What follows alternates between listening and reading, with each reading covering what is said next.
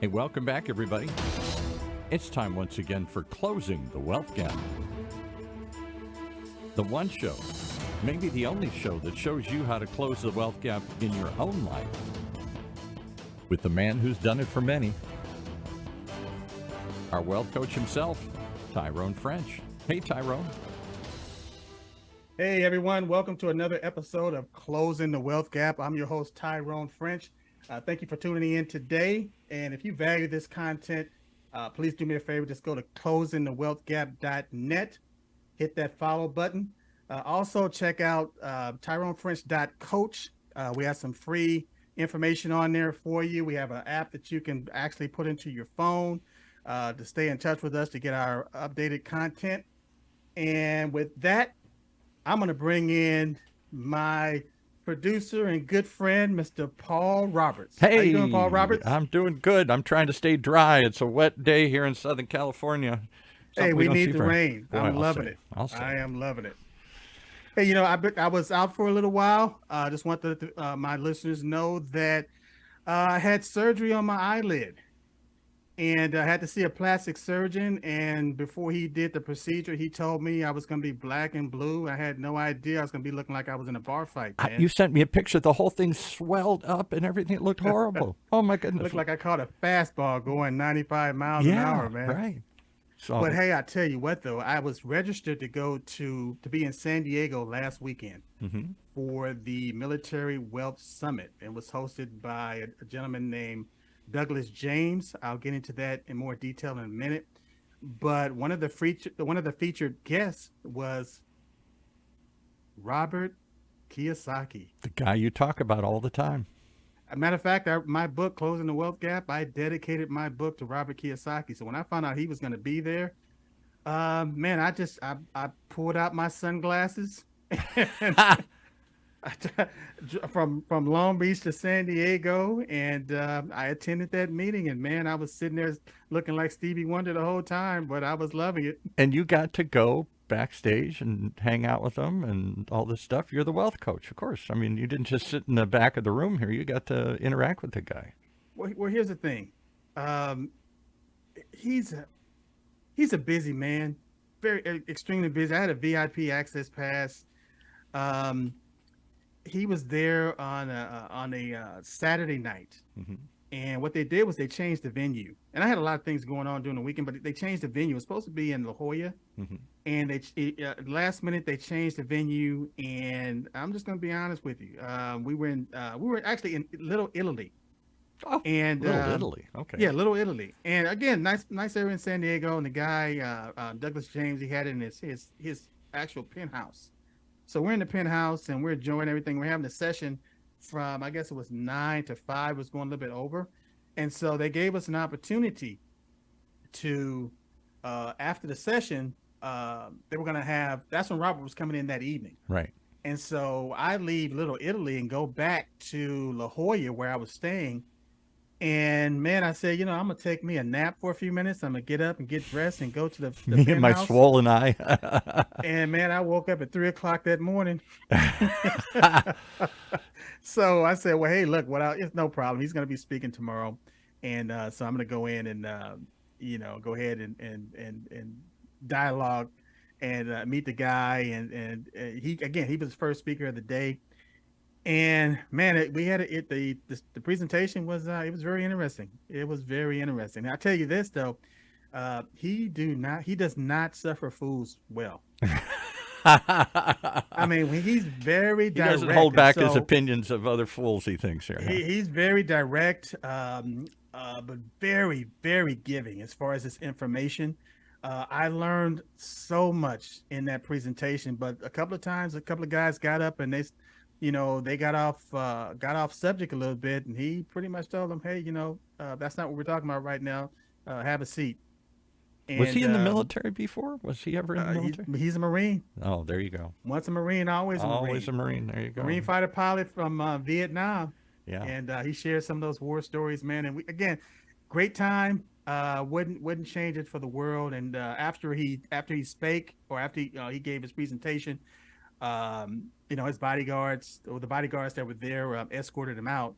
and I really didn't He have an has opportunity. bodyguards and Oh everything, or yeah, handlers yeah, and big guys, and yeah. big guys, huge. Matter of Wow. fact, I call a couple of them tiny. They kind of laughed a little bit. I kind of flex, because I've been working out a little bit for the last week Hey, or so. Tiny, So come here. but man, but again, great weekend, great humored. But this guy is just a wealth of knowledge, and I wouldn't have missed being in that room and listening to him speak for the world. Well, how many of us get a chance to see those? I mean, this guy's written. Tell me of the book. Isn't he the guy that writes Rich Dad Poor Dad and all, or Rich? Rich Dad Poor Dad. I mean, just a host of books. Rich Dad Poor Dad, The Cash Flow Quadrant, Yeah, Rich Dad Guide to Investing. He wrote a book called Fake, talking about fake teachers.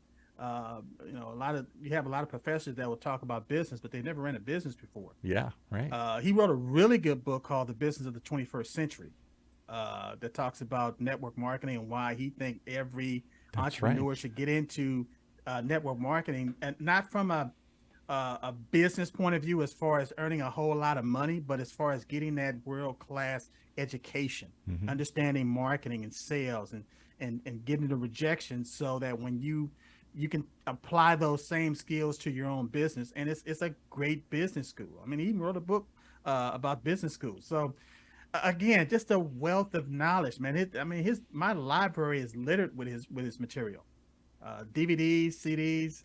Well, only Love the the guy. wealth coach gets to meet another wealthy guy like this. We're ordinary folks. We don't get to go hang out with people like that. And the price was right. The price was right. But again, it all happened because of Douglas James and the Military Wealth Summit. And let me just give you a little background on what these guys do. Yeah. He's prior service. A lot of guys in the room were veterans from various branches. There was a lot of guys that were in there, and gals, women on active duty, Hmm.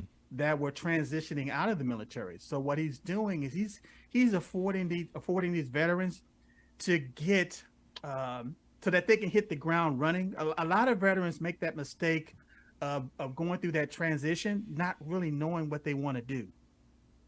And And a doing lot of nothing, coming out and then saying, now what do I do? and a lot of times they don't have the resources or the luxury, or the resources, to spend a lot of time trying to figure out what they want to do.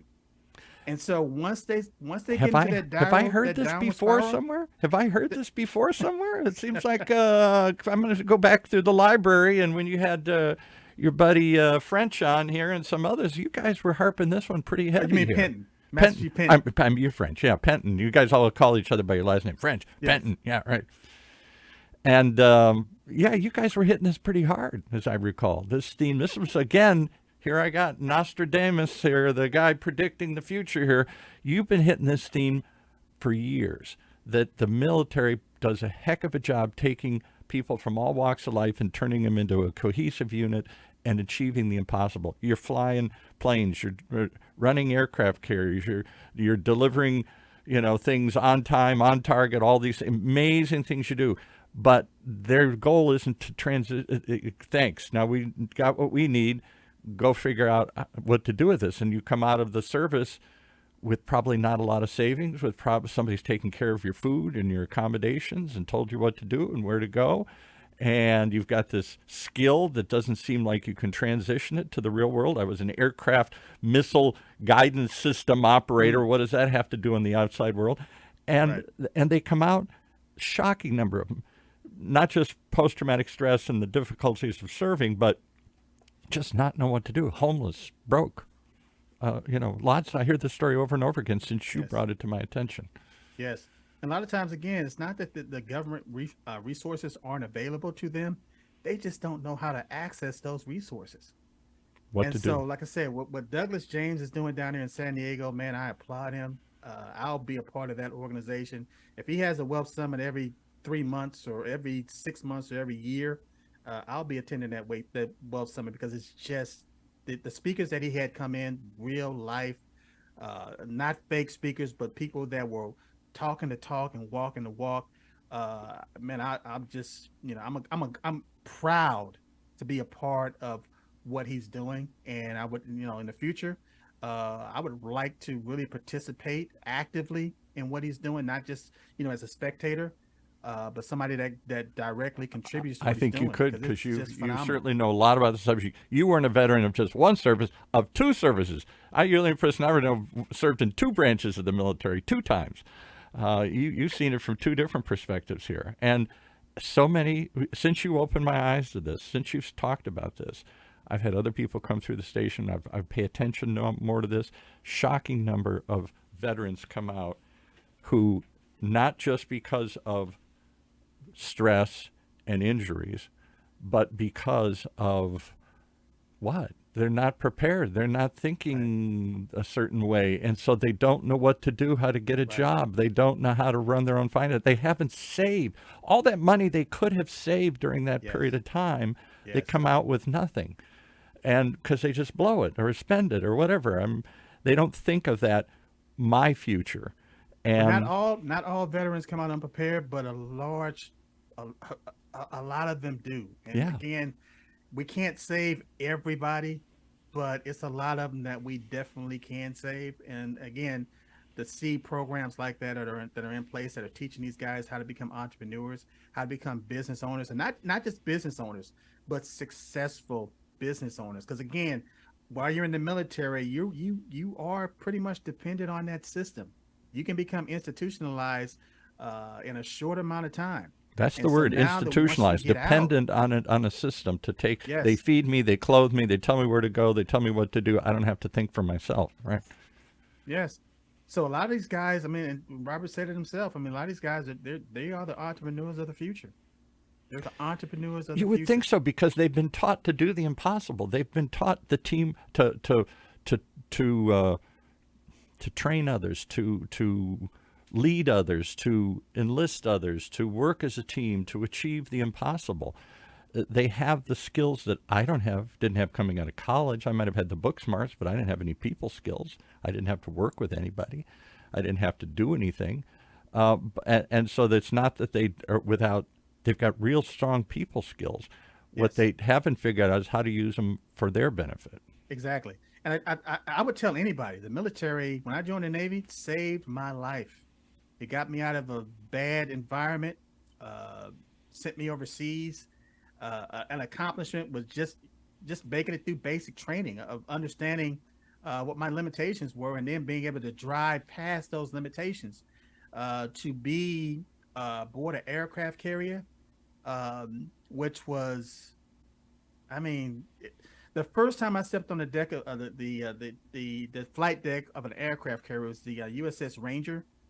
uh, I had to hold on to the life jacket or the life vest of the person that was taking me up there. And man, it was just an experience where you couldn't even hear yourself think. And it was like a symphony of chaos. Yeah, right. So it seems like one of the pictures I've seen of it. Yeah. But after a period of time, you just got used to it. You got used to it. And I remember one time we had a Marine reconnaissance plane coming in, and the nose gear wouldn't go down. So Oof. we had to rig the barricade, just like on Top Yeah. Gun Maverick. Right. At the end of the movie, they rigged the Right. barricade. Right. Real life, we had a Marine photo bird coming in. We had to rig the barricade, and we were up there, and it was just, they had volunteers. You have to volunteer to go up there at that point. And I volunteered to go up there, and again, because if the plane blew up with all that ordnance and everything, and gas and munitions, I mean, Whew. you can only run so far Yeah. Right. before Yeah. you got to turn around Yeah. and fight Right. the fire. Yeah. Exactly. Right. So all that you taught about yourself, everybody has the same experience, and yet when they come out, why are they so lost? They But don't that's know my whole what to point. do. I mean, when I got out of the military in 1988, my first job interview was with IBM, Hmm. and I was so cocky at that point where I really thought I was going to ace the exam that day. Guy gave me an opportunity not to take the exam that day based on the interview, or come back the next I day. can do anything here. Yeah. Bring it on. Not me. I was gung ho. It's like, well, give me the exam now. Well, in hindsight is 2020. I should have taken that time Yeah. and taken the advice, the suggestion to go back and study, brush up a little bit. needless to say, I didn't get the job, but I made a very good impression on the Mhm. interviewer, and he gave me some tips and said, "Well, hey, come back in 6 months, and we'd love to have you." But I didn't have 6 months to wait, so I found out about a job fair in Long Beach, California, at McDonnell Douglas. And this particular time, I had on the right suit, the right shirt, the right tie, the right portfolio in my hand. I had tightened up my resume a little bit more. And one of the inspectors from quality assurance saw me, pulled me out of line, asked me why I was there, told him my background in the military, avionics, electronics, communication, navigation. He pulled me out of the line, walked into the building, and they were having a debate with a union steward. And they came back and said, "Well, we can't bring you in at grade 1, but we can bring you in at the top of the grade 3." Mhm.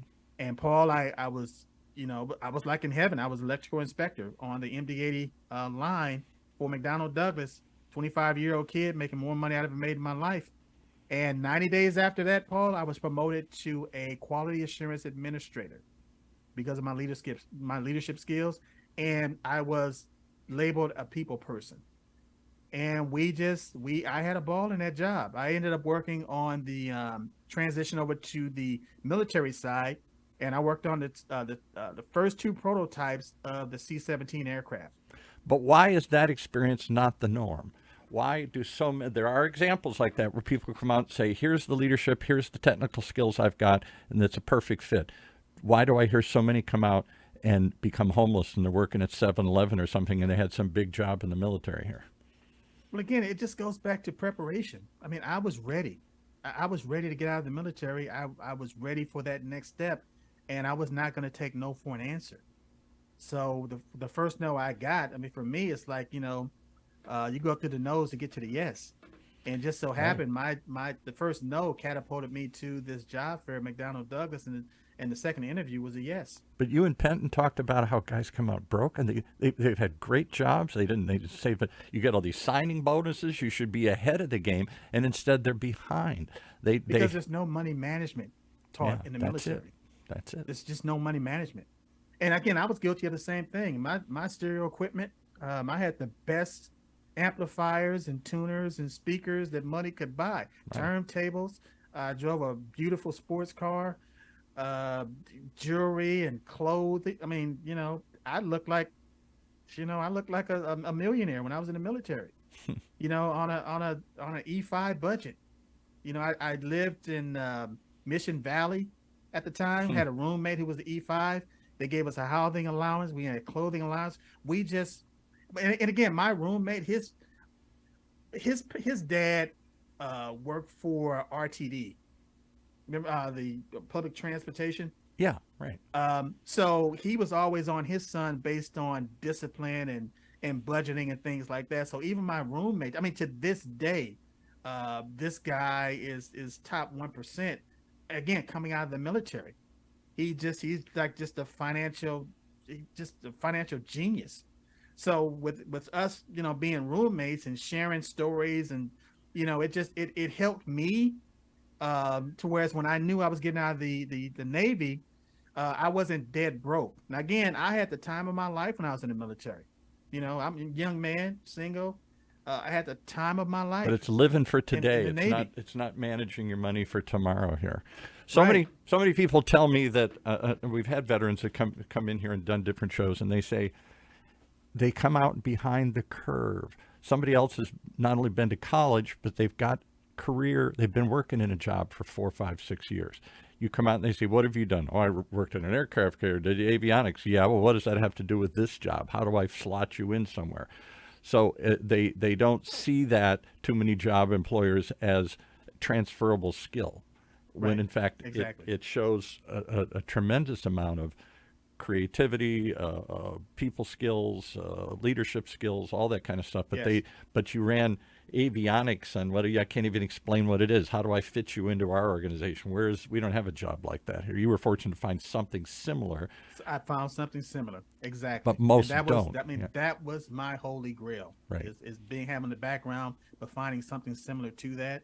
And for me, it just worked. And then again, I stayed there for a few years, and then I ended up going into finance.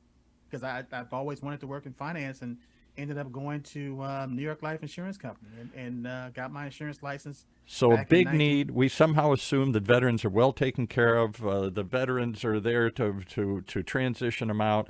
And what I'm hearing is too often these guys and women are leaving unprepared for that transition Yes, yes, financially, how to manage yes. their money. But we had a woman in here a year or two ago. She claimed she was one of the first female helicopter pilots, I think in the Marines or something like that, Hmm. and achieved all this great success and notoriety. And she came on, she admitted, she said, when I left the military, I was bankrupt within a year.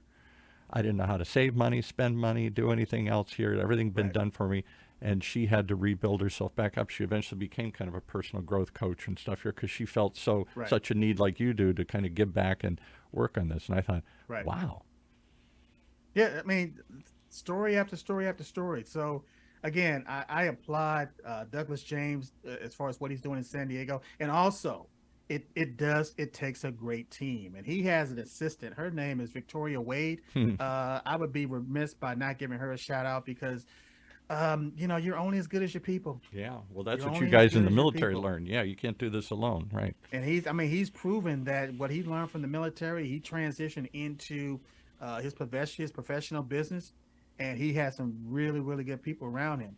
But Paul, I'm gonna digress just a little bit Okay, because couple minutes left when here. when when Robert Kiyosaki was speaking, Yes.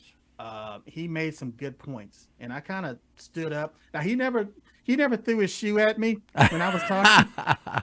He might You have know, wanted to, he but he never told me to sit down or anything and shut up. But a couple of things he agreed with, a couple of things that he said, and Paul, it goes back to this show. It's like my aha moment, courtesy of Robert Kiyosaki. okay. And what he talked about is the gold standard, how Richard Nixon had taken us off the gold standard in 1971, which made all currencies at that time fiat currencies, meaning they were backed by nothing. Right. Just Okay. made up. So Fiat, just made up, right? right, made up. So basically, the our dollars are they're worth less and less because the more we print, the more that it's becomes. Think it's based on inflation. Right. We have inflation because we have so many dollars in circulation that it drives up the prices of things. And it's not just the dollars being produced, but also bank credits. But he mentioned that back in 1971, we were taken off the gold standard, and a lot of countries got scared because we had this war going on in Vietnam, Hmm. and other countries thought that again the dollar was backed by gold at the time. A lot of countries thought that well the United States don't have enough gold to back all these dollars that they're producing, so they started asking for their gold back. And so, to protect the United States and the gold reserve from the speculators, Richard Nixon in 1971 took us off the gold standard. But he also mentioned back in 1974, he mentioned the ERISA law. And what he was saying is that with ERISA, that made the pension, that retirement money available to Wall Street. Mm. And so you see a correlation between the stock market now and all this money that's flooding the stock market Because all that based on punching money people's they save, retirement rather than plans. put it in a bank, they invest it and try and earn income on it here. Yes. So again, but he again, I never tied these things together, and I held up my hand. He pointed to me. I stood up, and I said, I never understood the correlation between the ERISA law, the gold standard, and China, because he mentioned China based on a world power and everything. But let me tell you what the common thread is and the common denominator. Richard Nixon was the first sitting president to officially go to China Yeah, in of 1972. course, And right, all the historians know this. right. These are facts. This is not something. This is not fiction or He was something famous for that's that. made up. Yeah, Nixon goes to China. I was Yes, there. these are facts. So I can remember when China was considered an emerging market. Remember that? Hmm. China was getting flooded with dollars, with currency from all over the world. And so over a period of time, because people wanted that cheap labor, Yeah, and they wanted to trade with China. right. And so now we look at China as far as this superpower that's threatening democracy, but we created that monster. We did. We went and built that. I could tell you lots and lots of stories of that period of time. I remember living through it and seeing it close up through many people's eyes, the businesses we did and people I knew that went over there and made fortunes off of that. Yes, exactly. So again, Richard Nixon. Again, I don't have a horse in this race. I don't have a dog in this fight. I'm not a Republican. I'm not a Democrat. I'm a registered independent. But I'm for, based on policies, as far as people that's gonna do the job and do the job right. Let's fix this stuff. But you're talking about a Republican administration that went to China and opened up China. He mentioned, this came out of his mouth, Robert Kiyosaki, that in 1971, Richard Nixon took us off of the gold standard, which made all currencies at that point fiat currency. Republicans. He also mentioned ERISA as far as the pension plans, all this pension money going to Wall Street back in 1974. And he said, well, I don't know if it was Richard Nixon or Gerald Ford. I said, well, yeah, it was Gerald Ford. Gerald Ford is the one that signed the ERISA law into, or the Employee Retirement Income Security Act into law in 1974. And the reason that Gerald Ford did that is because Richard Nixon resigned his presidency. Right. Had he not resigned, he would have been there to sign ERISA. So again, that was my aha moment, because it just made sense as to everything that was going on. And then I looked at, there was a law called Graham-Leach-Bliley. Remember that? Mm-hmm. I don't remember that, no. We went into deregulation. And so Bill Clinton, it was the sitting president at the time, when he signed Graham-Leach-Bliley into law that allowed community banks, investment banks, to purchase insurance companies, and for these banks to invest in Wall Street. And yes, Bill Clinton signed that law, but it passed with a supermajority. It was veto proof. So he basically, I mean, he could have vetoed it symbolically, but the law still would have passed because it had a supermajority.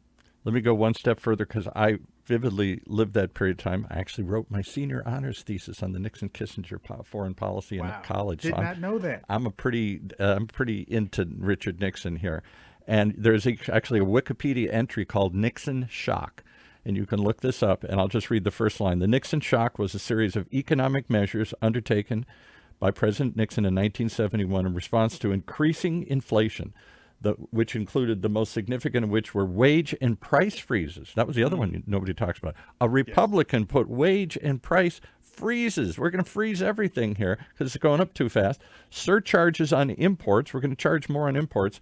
And the unilateral cancellation of the convertibility of the United States dollar to gold, taking us off the gold standard. Those were shocking. These are not Republican, which you think of as pro-business and no regulation and all. He also created the EPA, which the Republicans today are trying to disassemble here.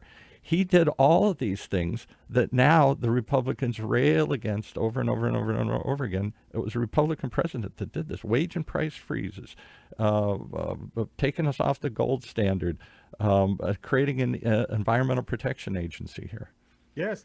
And so this guy was a conservative. I mean, this was not, that's why he was, and he went to China. He opened up China, which started the flood. Again, I'm not bashing Republicans. I'm not bashing Democrats. I'm not bashing independents. I'm just saying it is what it is. These are facts. Yeah. And some people are willing to face facts and others are not. And so when you start, saying, well, the Democrats are this and Democrats are that, and you start talking about communism and Marxism and all these other things, you gotta kind of take a look at cause and effect relationships. What caused all this stuff? And if it happened during a Republican administration, then fess up to it. Own up to it. The other one that always drives me crazy is the common thing is tax and spend Democrats. All they do is blow up the budget, and now Republicans again want to rein in the federal government. And yet when they're in power, under Reagan, under Bush 1, under Bush 2, and under Trump, the federal deficits went up faster and farther than ever. Each administration went faster and farther. The government didn't shrink. It grew. The budget deficit didn't shrink. It dramatically blew up. When they get Yes. in power, they don't do any of the things when they're out of power that they preach about. And because of inflation, the budget, the deficit is going to skyrocket because you need more dollars. It's just a residual effect of inflation. And so everybody started talking about the debt ceiling, which is not a problem until another administration comes into office. Now you want to hold it hostage. Right. But again, the debt ceiling is just based on us paying our bills. Yeah, It's stuff that we already bought. it's nuts, right? It's saying you went and ran up this credit card. Do I want to pay it now? Well, Exactly. I only authorize you, Tyrone, and and my group here spend so much money. Okay, and then you go out and spend a ton more, and you come back with the bills and say, "Sorry, I spent more," and you say, "I'm not going to pay the bill." Well, you already spent it. Why? And so what does that do to your credit? It ruins your credit, and then Ruins your credit. and, So and if we could, if you know that you shouldn't be doing that on a micro level, then you should understand that it shouldn't happen on a macro level, you want to on a stop national level. spending. Stop spending before you spend it. Don't argue after you've already spent it whether you're going to pay the bill.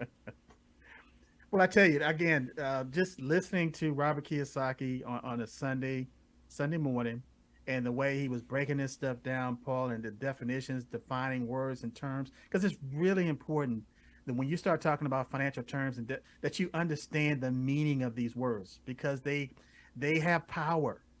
They have. I mean, if you put an S in the front of in the front of the word, or put an S in front of word, you have sword. Wow. You have sword. Wow. And so, some of these words, if you don't understand the meanings and they're devastating based on your personal economy.